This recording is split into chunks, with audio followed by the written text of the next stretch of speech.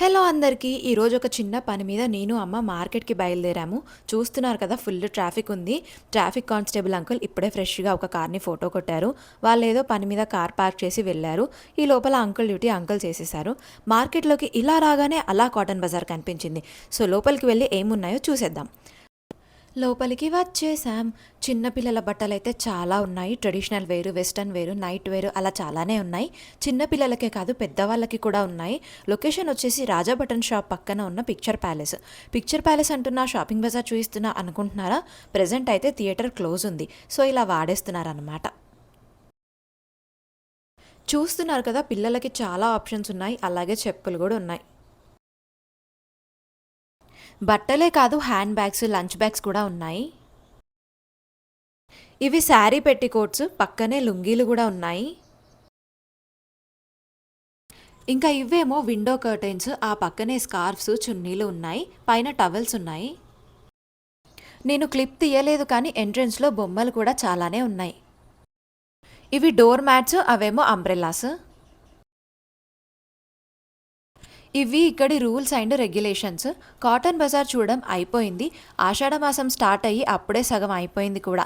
ఆషాఢం sales ఎలా ఉన్నాయో ఒక్కసారి చూద్దామని షాపింగ్ మాల్కి వచ్చాము. ఎక్కడికి వెళ్ళి నా బ్యాగ్ పెట్టాలి, తీసుకోవాలి, ఇది ఒక పెద్ద పంచాయతీ. చూస్తున్నారు కదా, మాల్ బయట ఒక మినీ కుంభమేళానే కనిపిస్తుంది.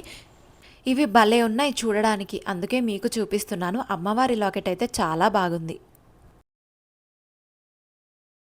ఒక 2-3 మాల్స్ చూశాక జస్ట్ ఇప్పుడే అనగాలోకి వచ్చాము. ఎంట్రన్స్లోనే వెంకటేశ్వర స్వామిని, అమ్మవారిని చూడడానికి 2 కళ్ళు సరిపోలేవు. పైన ఇంకేవో ఉన్నాయంటే చూద్దామని పైకెళ్తున్నాము. కానీ పైన నాకేమీ నచ్చలేదు, అందుకే మీకు కూడా ఏమీ చూపించలేదు. పక్కనే ఉన్న కిసాన్లో ఒక లుక్ వేద్దామని వచ్చాము. చూస్తున్నారు కదా ఎలా ఉందో. ఆషాఢం అందమంతా ఇక్కడే ఉంది. నెక్స్ట్ అక్కడి నుంచి అమ్మ బ్యాంగిల్స్ తీసుకుంటా అంటే ఫ్యాన్సీ స్టోర్కి వచ్చాము. బ్యాంగిల్స్ తీసుకోవడం అయిపోయింది. ఇంకా అక్కడి నుంచి కొంచెం మెటీరియల్ కోసం వేరే షాప్లోకి వచ్చాము. అవుట్ఫిట్ ఫ్రమ్ స్క్రాచ్ అనే లెవెల్లో కాదులే కానీ మెటీరియల్ కోసం వచ్చాము. ఇది ఏం మెటీరియల్, ఏ కలరు, ఎందుకు తీసుకున్నామో నెక్స్ట్ షాట్లో చూపిస్తాను. ఆల్రెడీ తెలియకుండానే వచ్చి 2 గంటలు దాటిపోయింది. కాళ్ళు మాట్లాడడం స్టార్ట్ చేశాయి. ఇంటికి వెళ్దామని షాప్లో నుంచి ఇలా బయటికి రాగానే అలా ఆటో కనిపించింది.